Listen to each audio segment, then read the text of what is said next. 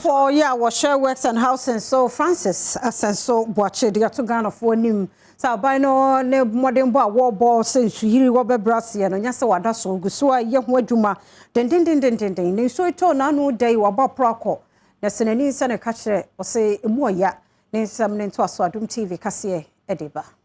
Nan memene da subrantama eto enkran ne tamampatam edinsuyire kase eba ma nipa bese apem ne akirede wo mu ahwere won dabre ene won ajapade ahodo be ya ba ko hawi esi ya ne emupi eyetama community 2 ene mantama ahodo a etwa ho ahia ebra Adom Kasee kopie ho no ohun se nipa wote ni bi egina nsuyire ne mu eyi won nuama ensuo edekoye no ye nam so masoafo a wohwe enwuma ne adanse ho nsam so Francis asenso boache ekonto abokwohwehwe miaya ensuo eyirifa won ehwe kwan a aban befa so a ode beso nkofo ya sene ho eno de tudwa se nsuyire hu nsam eyo mine eha Kasee pa aban so eni abre se krodom a ogusu eyantoto ye se de be ya obesi ano osai ebo wona no ba se ode won ha no ekwakoto mampani anim no hwe kwan ya obefa so a obeboa won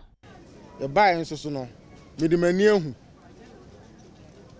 my layman's view no mehu de ese experts no so are going to review the situation now almost so advising ministry no the SCA na mesha mo bo say aban adwen mo ho pa the kwan bi e be fa so a ye be solve problem no ama mo ho atom no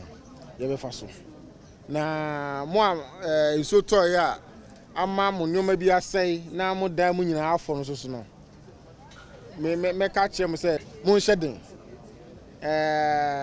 wi asi de we enye sa na ke pe no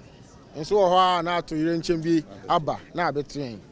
Emersha bedweni a wogina ho matama West Carlos Kingsley ahenkra enso editudwa se Sakumono Laguna eben Ramsey ampatam ho baabi no so eka ho bi ena de nsuyire eba ampatam ho akire se sutade no mu asia ho behia sempanimfo hwe no watimo se na ebe ya nsuo togumu a ebetumi enya baabi afa na omanfo nso eho ato say issue asi wa ha nei eyade a every year bia nsuo beto dindindin bia na yehunu na akoso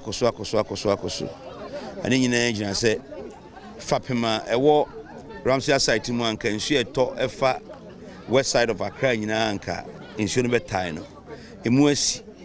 enti amase nsu no bana begu esoa enya baabi nyina na abawura nkrofo fiefiem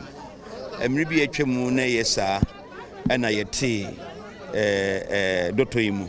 etimu no ma problem ni jae ene emu asensi biu yenti mu nti ama nkrofo edia hanhan nkrofo ni bre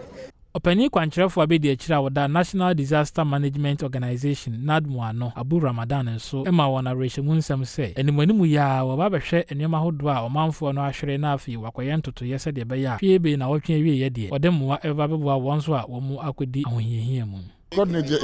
district director no omo assessment